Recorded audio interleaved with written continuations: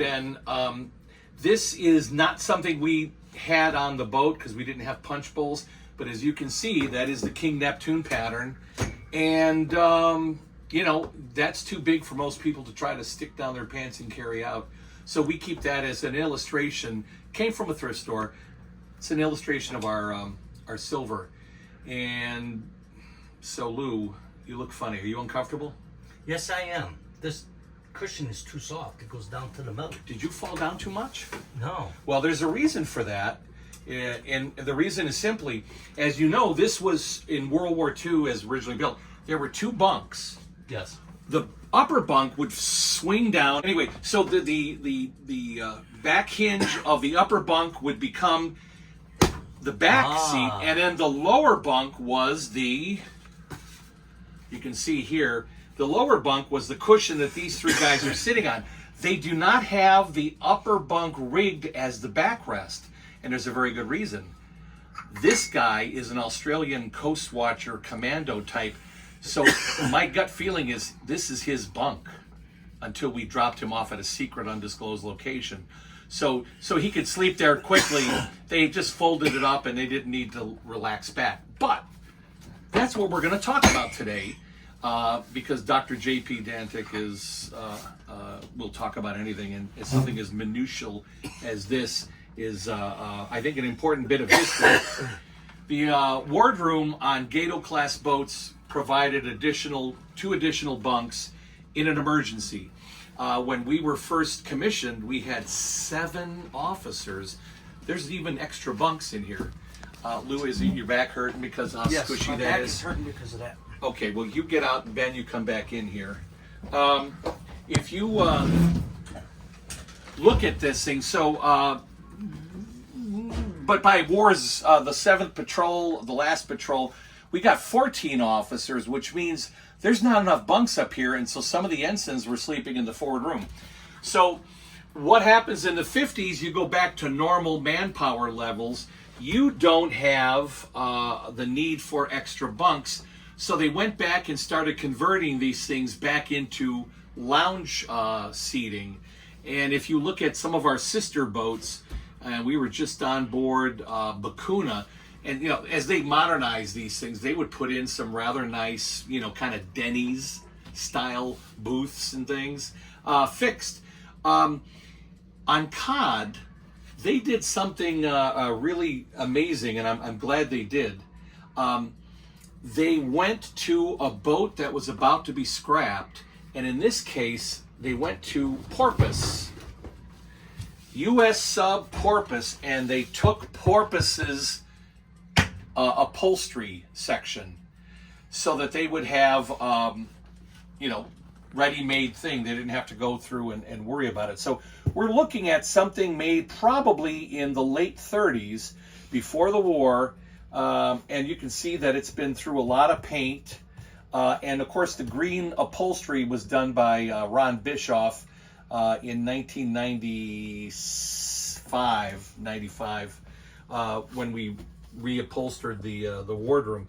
So anyway, but I think this, given its profile and the fact that the bottom cushion, which is again a reproduction, has this bolstering, these buttons, I'm thinking, given the weird profile of this is actually the seat.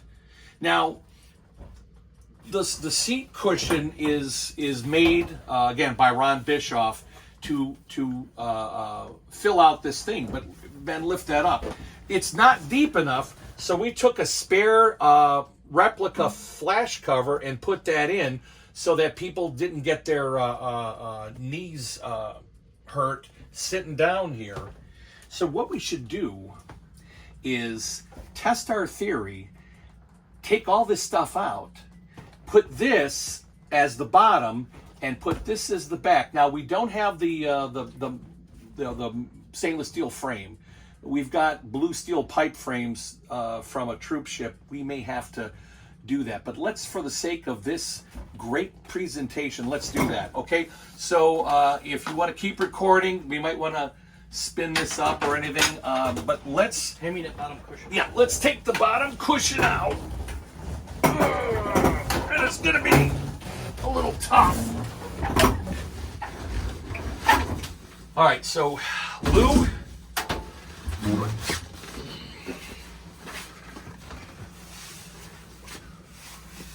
carry that into the companionway. Now, we've already decided that we need to swap this out for one that is slightly damaged. So Lou, you ready for another one? Yep. All right. Who's in charge of housekeeping around here? I'm gonna keel haul them. Okay, now, as I recall, this thing sort of has, it's higher on this end and kind of goes down, like you would expect, like a car seat. So we might have to pull this out and kind of rotate it around. By the way, let's just lay that down. I want to point out there is additional lockers, more or less probably access for cable runs. Not that we had anything really juicy in there. These brackets, which have taken the brunt of a lot of abuse over the years, these are for rollout bars for the lower and the upper bunk. And all that was is a bar, and we have them, Evan, that kept you from rolling out of your bunk onto the wardroom table and messing up somebody's breakfast. So that's what these things are for, to stow those. All right, Ben, let's lift this up very carefully. And it's a heavy son of a bitch.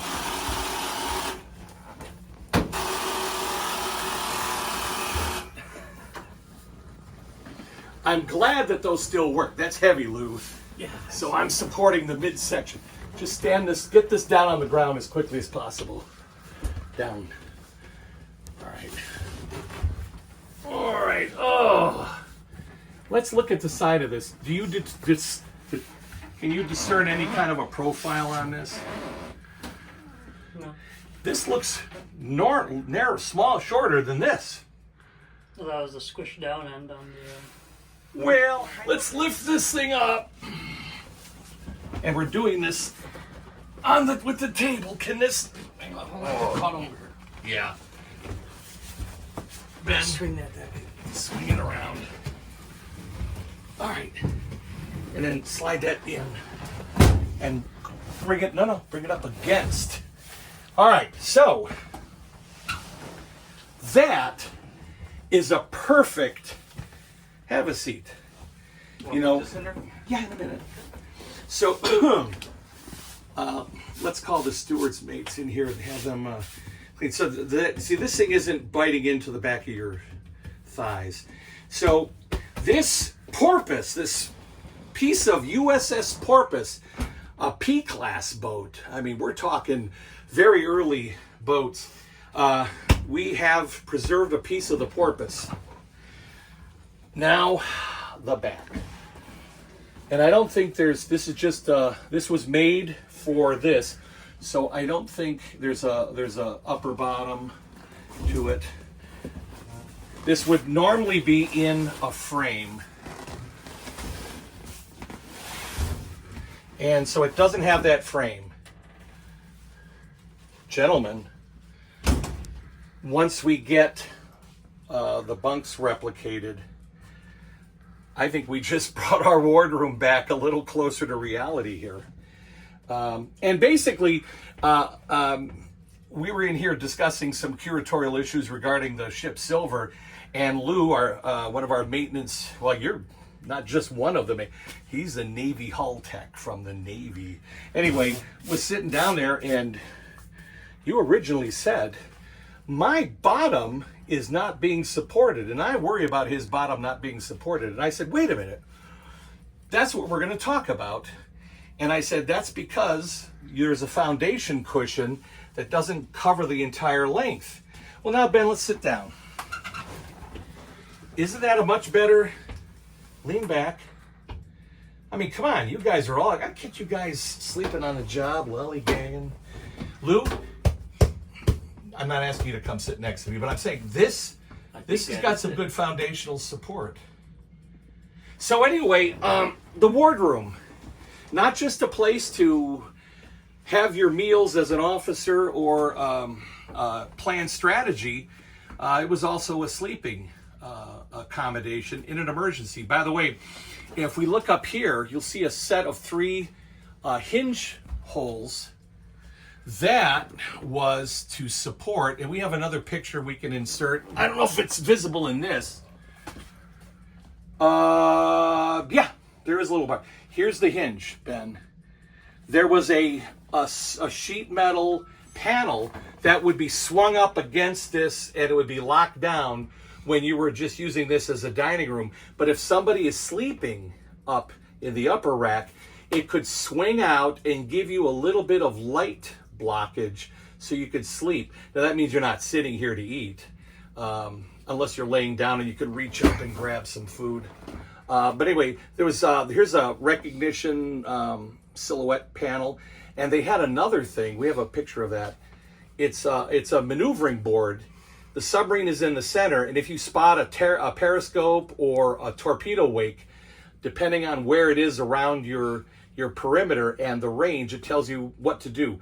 Dive, turn toward, and submerge, or stay on the surface and start praying. But anyway, that was, and it said, learn this dope. Anyway, hopefully we'll be able to locate that picture in our digital archives and we'll insert that. So anyway, yeah. Right here, I mean, we were gonna talk about dry docking, which we're gonna talk about because our sister Cobia is in dry dock and they're getting some great work done. Are you guys following that? Yep. So they didn't have so many zebra mussels. They got quaalude mussels or quagga mussels. Yeah, Big enough to almost eat. But anyway, the good news is from Karen on her posting, they've hydroblasted the thing now, and she is reporting that their 1996 coating is in excellent condition, or really good condition. So what that means for him is that you're going to be kind of an old guy by the time you take this boat to dry dock next time. So, but anyway, speaking of next time, you want to look at that? So I suggest we leave this here. Now, I'm not sure, we might get some people playing around and this might fall forward, but I see that at some point, Curator Paul tried to use some Velcro. But you know what? Maybe I need to talk to the ex-curator's wife to see if she can sew this other Velcro into the back of this canvas ticking, so we can at least hold this up until we get that that replica bunk in here. So in the meantime, we'll just keep that against there like that. We might have to do something to secure it. So anyway, we got our program for this week, and we've just improved the boat. We've shown a wonderful piece of porpoise, and we have some parts of flying fish. They stole the cushion for the couch in maneuvering room. If you look at that panel, it says flying fish. So yeah, cod isn't just cod. Cod represents so many other boats. Anyway, thank you very much for joining us. Remember, hit like, subscribe, notification bell.